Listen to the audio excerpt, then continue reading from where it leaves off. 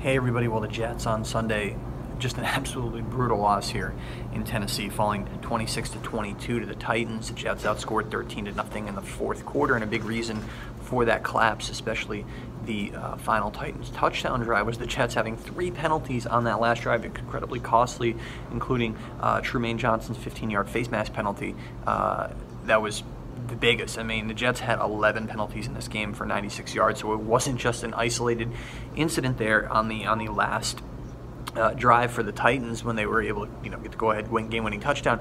This Jets team actually had been pretty good penalty-wise this year. I mean, if you remember last year, they were 8th in the league in terms of total penalties and 9th in yards. This year, even after this game today, they're 19th and 26th in those categories. So that's even after today's game. 11 penalties and 96 yards, both season highs for the Jets. And I think big picture, if you look at this and just kind of just separate the numbers out. I mean, obviously the numbers speak for themselves and they're very bad, but in terms of the big spot discipline, how disciplined is your team in the crunch? Once again, the Jets showed here under Todd Bowles, who is in his 4th and obviously final season, that they are not nearly disciplined enough in crunch time, and that is one big reason why they cannot finish these games. That's one reason why they've lost 6 straight games, why they're 3-9, why they won 5 games each of the past 2 seasons, and they're in a lost December spiraling season once again.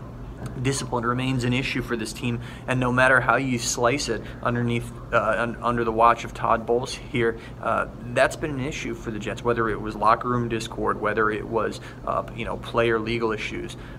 Discipline has been a problem, whether it's penalties.